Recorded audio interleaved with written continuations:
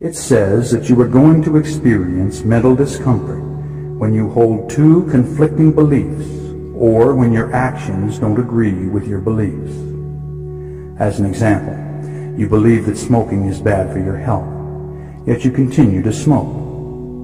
You believe that extramarital affairs are morally wrong, and yet you continue to be involved with someone on the side.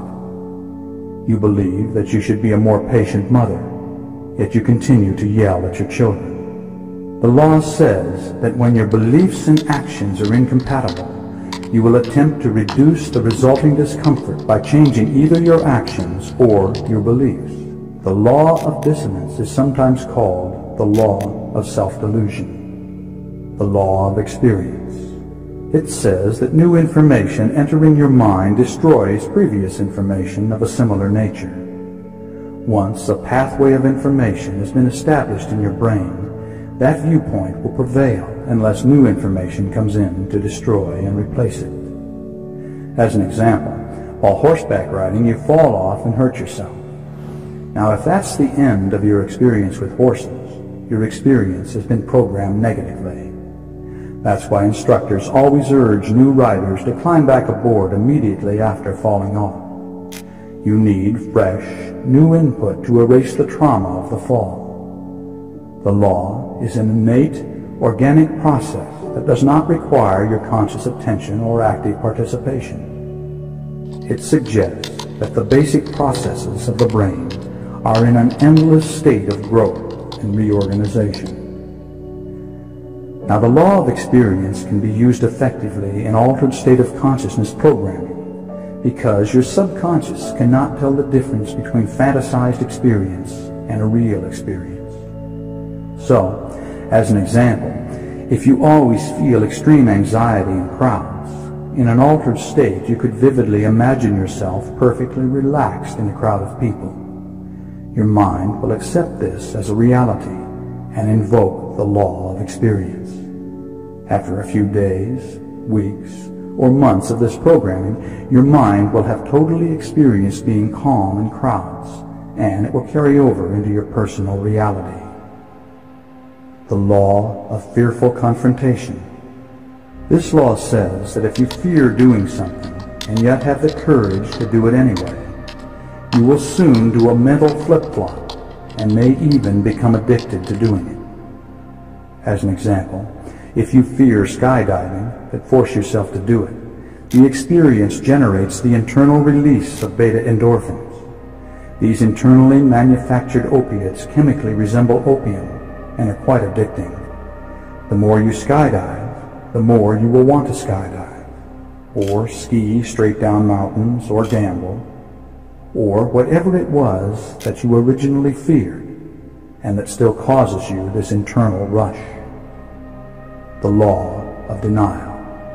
It says when you refuse to deal with a highly emotional issue or refuse to take responsibility for an unpleasant situation, you avoid living up to your potential. Such things can be put off for lifetimes, but the effect will be experienced mentally, physically, or as a lifestyle manifestation until you correctly balance the situation. The law of new beginnings. It says that for each of us in our time, there are major life turning points. There is a break in the energy wave patterns and a complete change will result.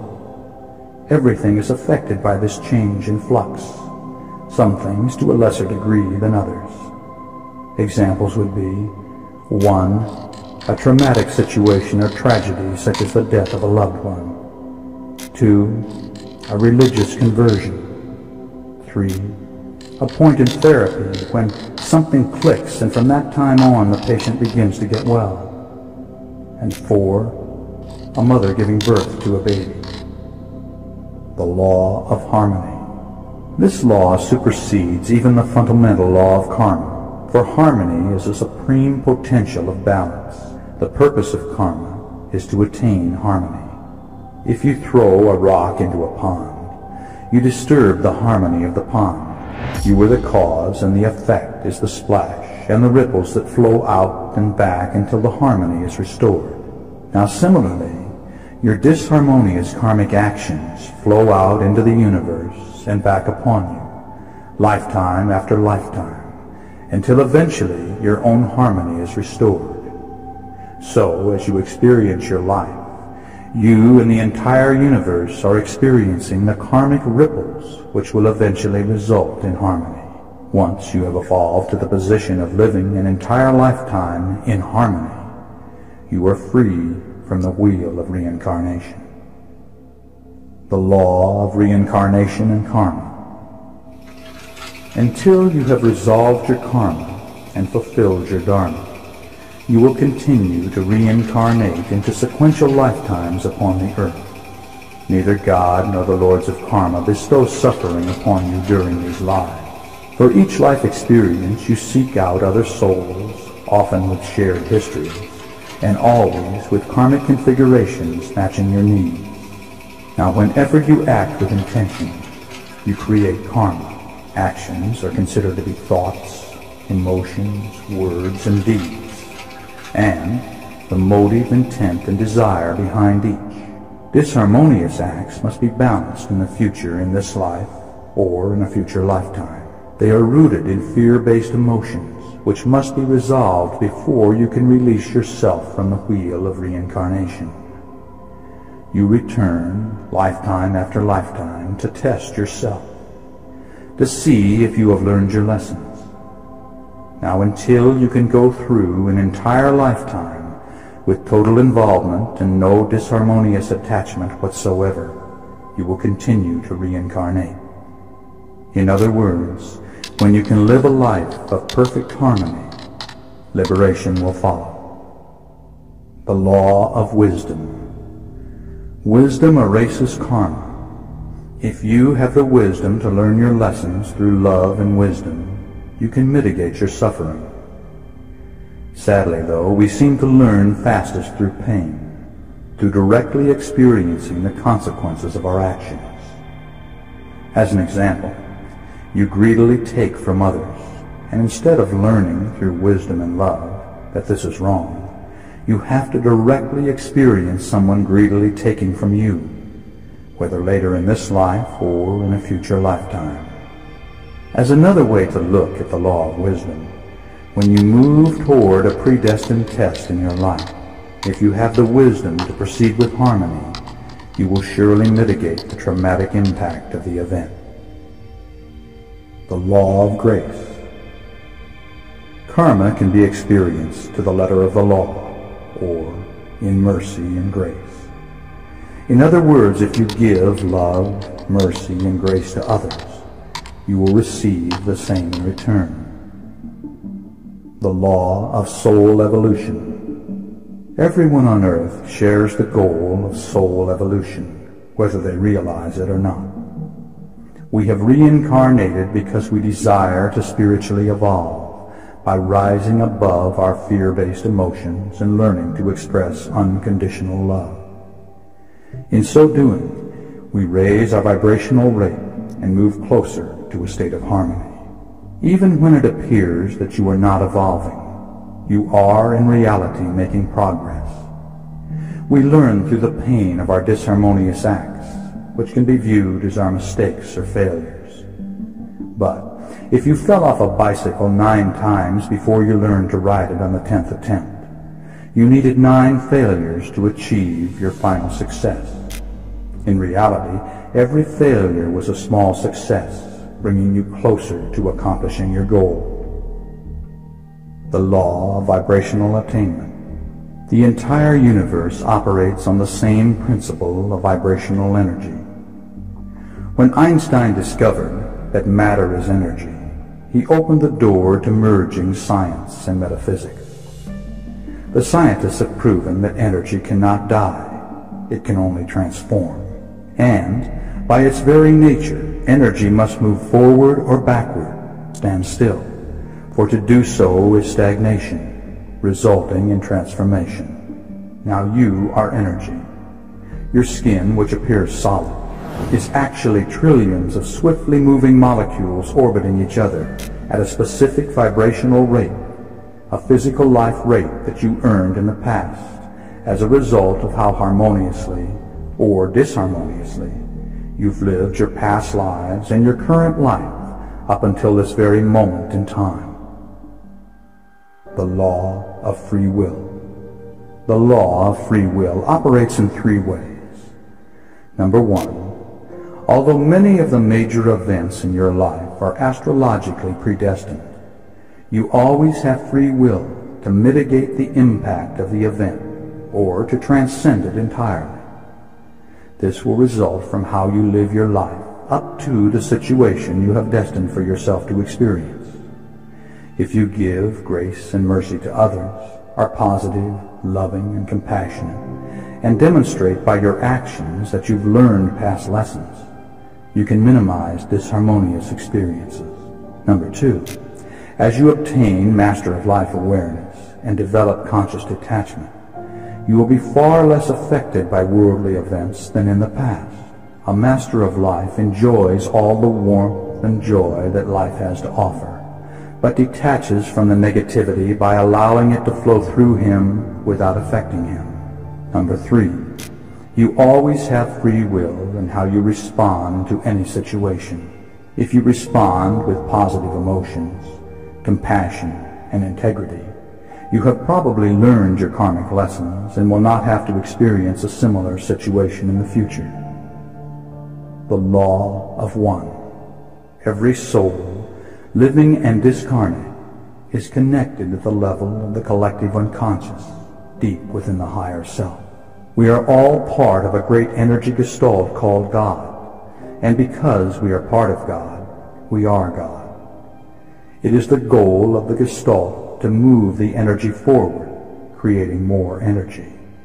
So, in living harmoniously, we each increase our vibrational rate and intensify the vibration of the entire gestalt. And when we are disharmonious, we decrease the vibration of the entire gestalt. Because we are one, everything you think, say, and do, and the motive, intent, and desire behind everything you think, say, and do affects every other soul. The law of manifestation. Everything manifest begins as a thought, an idea. Ideas and experiences create beliefs, which in turn create your reality. If you are unhappy with your current reality, you must change your beliefs and your behavior. Beliefs can be changed when you recognize those that are not working for you and begin programming what will create success and harmony in your life. The unlimited creative power of your mind, through dedication, awareness, and training, can be the wisdom to rise above your karma. Within physical laws, you can manifest any reality you desire to experience. In regard to changing your behavior, you must decide which disharmonious behaviors you want to eliminate. Then, be aware that you don't have to change how you feel about something to affect it, if you are willing to change what you are doing. The law of conscious detachment.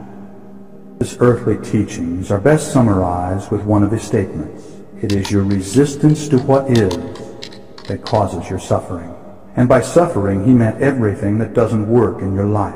Relationship problems, loss of loved ones, loneliness, sickness, accidents, guilt, monetary hardship, unfulfilled desires, and so on. When you accept what is, you accept the unalterable realities in your life without resisting them. Some things are facts. They exist. And no matter how much you resist, there is nothing you are going to be able to do about them. Change what you can change, but have the wisdom to accept unalterable situations as they are, without wasting mental or physical energy attempting to change what you cannot change. Out of this acceptance comes involved detachment, the ability to enjoy all the positive aspects of life, but to allow the negativity to flow through you without resistance and without affecting you. The law of gratitude. From the perspective of karma and the law of one, the more you give, the more you will receive. The more you assist others, the more you assist yourself. The power of this law also works in your day-to-day life. The law of resistance. That which you resist, you draw to you, and you will perpetuate its influence upon your life. Resistance is fear. The law of resistance assures that you let go of the fear by encountering it until you are forced to deal with it by learning conscious detachment. By changing your perspective, you can usually eliminate the effects of a problem. And if you no longer are affected by a problem, you no longer have a problem, although nothing about the problem situation may have changed. Now another aspect of the law of resistance states, that which you resist, you become, if not in this lifetime, in a future incarnation. The law of attraction. Where your attention goes, your energy flows. You attract what you are and that which you concentrate upon. If you are negative, you draw in and experience negativity. If you are loving, you draw in and experience love. You can only attract to you those qualities you possess. So, if you want peace and harmony in your life, you must become peaceful and harmonious. The law of reflection. This law says that the traits you respond to in others, you recognize in yourself, both positive and negative. It has four primary manifestations. Number one, that which you admire in others, you recognize as existing within yourself. Number two, that which you resist in others and react to strongly in others is surely to be found within yourself. Number three, that and react to in others is something which you are afraid exists within you. And number four, that which you resist in yourself, you will dislike in others. In other words, you have chosen to incarnate upon the manifest plane to learn to rise above the effects of fear. Those fears will always be reflected in your reactions to others. Thus, your goals are very obvious once you recognize how to perceive them. As you let go of the fear, you automatically open to expressing more unconditional love. The law of unconditional love. The expression of unconditional love will eventually result in harmony. Unconditional love is not romantic love. It's the acceptance of others as they are without judgment or expectations.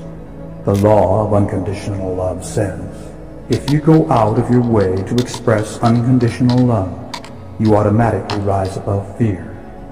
And as you transcend your fears, you automatically open to the expression of unconditional love. The law of magnetic affinities.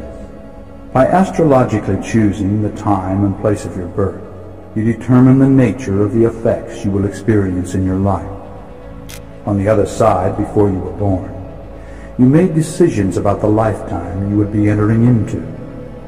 You chose your parents, other souls to interact with you, and the astrological configurations of your birth, which determine your character, personality, abilities, restrictions, and timing for strengths and weaknesses. If all of this seems too complicated to be real, be aware that you are only using 5 to 10% of the capacity of your brain. And the brain-mind researchers say the human brain has 200,000 times the capacity of the greatest computer ever built. Such calculations, as I've just described, would be no problem for such a computer. The law of abundance. You have within yourself everything required to make your earthly incarnation a paradise if you choose to accept that which is your natural birthright. We live in a universe of abundance, although the majority of those populating our planet appear to view it as a universe of scarcity. The law of attitude. Nothing in the universe can harm you but your own attitude. It is your attitude that moves you toward events and experiences, and it's your attitude that will worsen or lighten any event, catastrophe or tragedy. You and you alone choose the attitude with which you will respond. No two people would respond to the same situation in the same way. Every earthly incarnation includes traumatic experiences, and the better you understand the working of karma, the more likely you will be to put events into a spiritual perspective. The law of commitment. When you become clear on your intent, making a decision and obligating yourself to a task or a belief, everything begins to fall into place if your direction is in harmony with the universe as it relates to your purpose. Now, once you have pledged this direction, things begin to happen almost magically. The key to this ultimate power is to have no indecisiveness at all. And the greater your emotional desire, the more power you will give to those on the other side who can assist you, and the more rapidly the manifestation. The law of compensation. It says that you and you alone are responsible for everything that happens to you. All is the result of your past thoughts, words, and deeds, which have formed your present attitude. Your attitude towards life and life experiences is returned to you in the form of rewards or problems, as love and joy, or as confusion, trouble, and heartbreaking experience. These karmic rewards or punishments can be delivered immediately, at a later date in your present life, or in a future incarnation. The law of environmental manifestation. It says that everything that surrounds you is an extension of you. Your mate, your home, your furnishings, your car, your pets, your yard, your office are a physical expression of your attitudes and belief system. Your environment is a reality picture of your core beliefs and expresses your self-image and cultural overview. The law of restriction. It says that man cannot create anything higher than his own level of understanding. Thus, society can never get any better than the level of mankind as a whole. Our systems for social change usually only add new burdens to already ineffective systems. Time has proven that this approach to a new society doesn't work. And our mistake is in trying to right the wrongs of the world from the outside in. This is working on the effect instead of the cause, and is doomed to failure. Instead, we must work from the inside out. Every one of us on this planet can incorporate the power of harmonious thinking, which is the only long-term solution to poverty and limitation. To heal the world, we must each first heal ourselves.